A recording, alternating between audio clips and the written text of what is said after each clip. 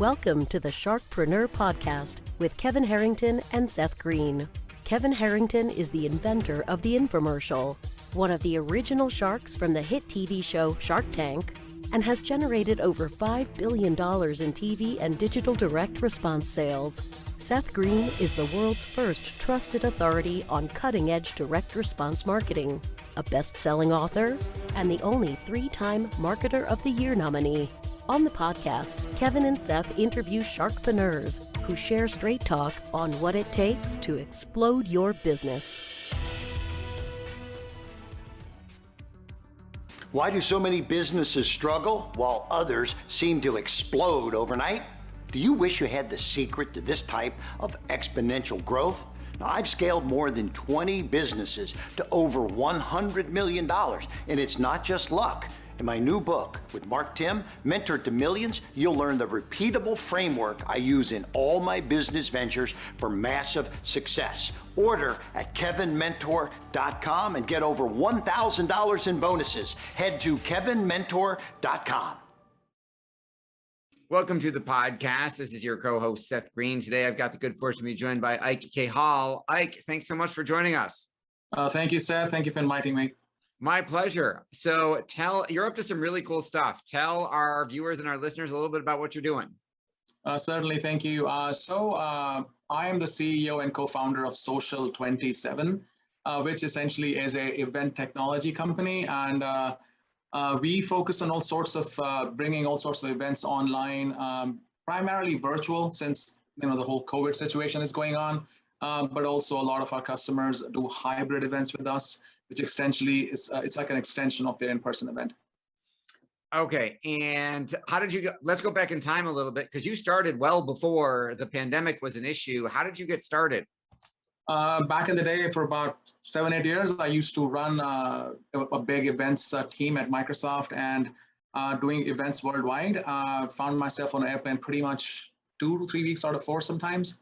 I realized that, irrespective of the country you go to or the kind of event it is, there was certainly more that could be done in terms of, extending the reach of those events. So I left Microsoft in, around 2008. And so kind of worked on a solution and we went into market around 2012, actually. That was our first version of our virtual events platform. Since then, I think at that point, our idea might have been a little too early. The technology wasn't completely there. Streaming was still pretty expensive. So it took a little while. I think then in 2019 is when we kind of went back to the board because, obviously things had caught up from a technology perspective. And so we were like, this is the right time. So we basically launched the latest version of our platform in early 2020. And we all know what happened after that. Within 3 months, a bunch of my customers, current customers, and a lot of new ones, needed some help when it came to virtual events. And so we were there for them. Yeah. Awesome. Well, the longer version, obviously, if it isn't already, of that story should be in a book somewhere. So let's talk about what makes you different. How is one of your events, for our folks who haven't seen one or experienced one, different than just saying, I have 100 people or 1,000 people on a Zoom? Yeah, exactly. That's a very good question, actually, Seth. And I get asked that question many times, and I have to talk about that with a lot of prospective customers. I think when it comes down to it, there is a lot of platforms out there which are kind of like a Zoom. And again, a Zoom meeting is also an event in some way. The point is, and there's Zoom Plus kind of platforms which provide, the Zoom live stream. But along with that, they have some kind of a networking feature with a profile and things of that kind. And in some cases, they also, do provide some kind of an online expo hall as well. So that is a standard, what I call table stakes in my industry right now. So again, I'm not saying that is good or bad. It's just, there's a massive need for that as well. But what we focus on, and we've always focused on, is more or less the upper mid-market and the enterprise. And there's very specific needs that those customers have. So I kind of divide those into 2 different parts, for that matter, 2 different pillars of our platform. The first one being prescriptive journeys. So I'll give you a small example. The UN is one of our biggest customers, and we do all their climate week events all over the world. And we also are honored to be doing their big, massive global climate change conference happening in later this year. So they have a very, very prescriptive journey that the attendees follow, because you have presidents of state and you also have activists from a lot of those places in the same event. You have to make sure that everybody's following a certain journey and have access to lock and unlock various experiences depending upon your attendee type. So we are the only platform out there which can have prescriptive experiences for hundreds of different attendee types, versus when you go to a regular Zoom call and or a bunch of other platforms which are like Zoom Plus, it's one size fits all pretty much. So that is, I think, our biggest differentiation from that perspective. The other part of our platform is our personalized journeys. So think like Spotify, right? You go to Spotify and you kind of personalize your experience, you choose your genre of music, and the system works its magic and gives you recommendations. So that is the other part of the platform. So one day you could have a prescriptive journey, and on day two, you'll be like, hey, attendees, please choose whatever you are interested in today. And the system will go and find the content for you, the people, the solutions and everything else, right? So that the whole recommendation engine, the personalized experience. So combining both of these, the prescriptive and the personalization experience, is I think what sets us apart from a lot of these solutions in the market. Absolutely. That's head and shoulders different. That is an incredible amount of technological expertise to build that platform. Your organization has grown exponentially from 3 people to, I think I read 175 people. How do you manage that type of growth that quickly? Yeah, well, yeah, it was quite I see you pulled all your hair out doing that. No, that is very true. I'd lost a lot of my hair in the last few years doing that, And so, Seth, I think I'll tell you. So with COVID, it was challenging, obviously, because you cannot really meet a lot of people in person in many cases when you're hiring, especially like some of those positions at a higher levels. You have to know them a little bit more. But that's what we believe in from our perspective, is that you should be able to work from anywhere, anytime. So we actually were able to grow from, as you said, we roughly about 3 and then about 20-ish people in early 2020. And by the end of 2020, we actually crossed 200. So the point is, those extra 175 people came from 10 different countries all over the world. And so for me, it was about hiring the best people, for the job, and didn't matter where they were located. And also the same goes for in the US as well. So my team is in across 15, 20 different states and across the US. So that helped. So the new way of doing things and the adoption of remote work and remote work technologies really helped us to recruit talent anywhere and everywhere in the world. Yes, it was still challenging, but certainly not as challenging as if I had to have a in-person office and only recruit in the local area, especially Seattle being a very competitive market. Yeah. Absolutely. How do you manage a global team with 175 plus people across not only different time zones, but cultures and languages? Yeah. So I would say, again, very good question, Seth. So the point is, first of all, there is a company culture, so that is our culture. And I have personally, I or the co-founder, who's my brother actually, we have personally recruited at least 90% of these people. So like spent a lot of time with them over Zooms and everything else to really understand who they were. So for me, it wasn't, yes, the cultural heritage that the person comes from is very important. But on the other side, there is also a certain code that people live with, and that was the kind of code that we were looking for. Growing up, my dad was in the forces, so we actually ended up staying in different parts of the world, in different parts of, all over the place, and multiple languages and so forth. So I'm just kind of more used to being around people who come from all parts of the world. Working at Microsoft, same thing. I was working in a worldwide team, on a like international air, trips all day, every day. So just this is what I've done since I was a kid, is being around people from all different cultures and everything else in between. And so you just kind of adapt and, you kind of create a common ground in the middle somewhere. And that is, I guess, what the culture of the company is as well. Yeah. Given what you've been able to accomplish in such a relatively short period of time, what's your biggest challenge now? I think my biggest challenge right now is, yes, recruitment still is a challenge, because now we're getting ready for our next phase of growth. We've seen tremendous growth this calendar year so far as well.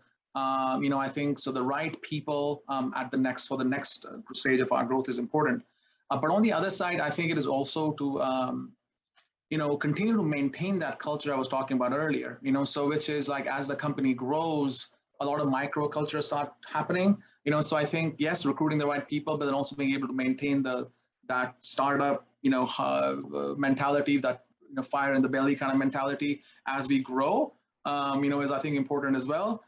From a customer perspective, I think it was a different story in the middle of last year when things just started with people looking for virtual event solutions. But now everyone and their cat and their mouse has a virtual event platform. So there's a lot of noise in the market. And so I think educating my customer is another endeavor that I've taken upon myself, which is to, and again, that's one of the reasons why I'm on your podcast, is to really educate the customer in terms of what they should look for, and how, how we differentiate ourselves, from the rest of the herd, I would say. Yeah. Your passion is obvious. What do you like best about what you're doing? Again, I think for me is the ability to do something that I absolutely love. I've always had a thing for events and just, gatherings, people coming together, connecting people. So I think for me, the best part is that I am really excited about the fact that the world has finally woken up to this, and finds real value in this. That's the first thing. If you ask, some of the people around me, my loved ones, they're like, well, you have to have a boundary between work and personal life. That's my challenge, but yeah, I'm having the time of my life. Yeah. Well, congratulations. That's amazing. I can totally understand the balance issue, especially given that your team is literally all over the globe. So time zones are irrelevant when it might be 3 a.m. where you are, but it's the middle of the day where they are. I can totally understand that comment. I've had that issue as well, though with fewer people. So what is next for you? Where is the puck going? What's the next evolution?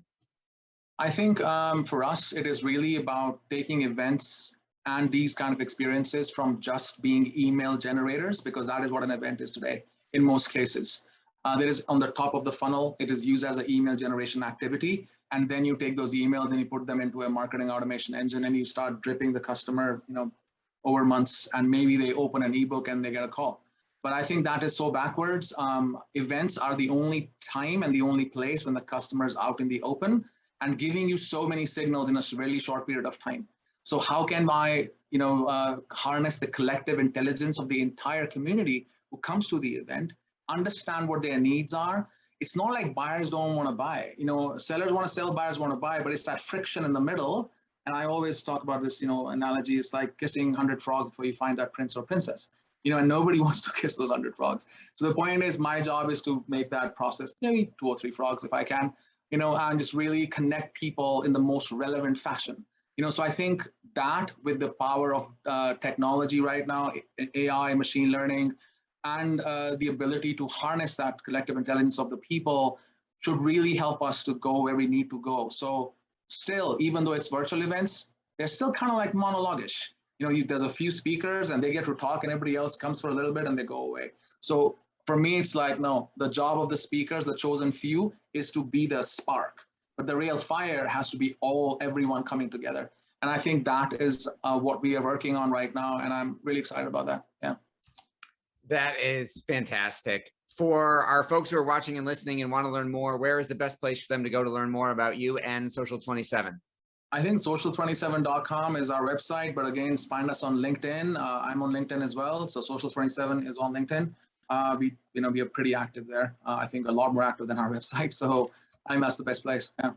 All right. Well, this has been Seth Greene with Ike Kehal of Social27. Find him at social27.com. Check him and the company out on LinkedIn. Ike, thanks again for joining us. Thank you so much, Seth. Take care. Thanks everybody for joining us. We'll talk to you or see you next time. Do you need money to fund your idea, product, or service? Are you ready to take your business to the next level, but need capital to get it done? Kevin Harrington has heard more than 50,000 pitches and knows how to help you make the perfect pitch to get the funding for your entrepreneurial dream. He's distilled the process down in his perfect pitch cheat sheet, and it's yours for free. Just text PITCH to him right now at 727-888-2100. Text PITCH to 727-888-2100 right now and claim your free perfect pitch cheat sheet. Text PITCH to 727-888-2100 to start funding your dream today. This show has been produced by Market Domination, LLC. To discover how you can have your own show completely done for you and turn it into a real published book and become the authority in your marketplace, go to www.marketdominationllc.com/podcast offer.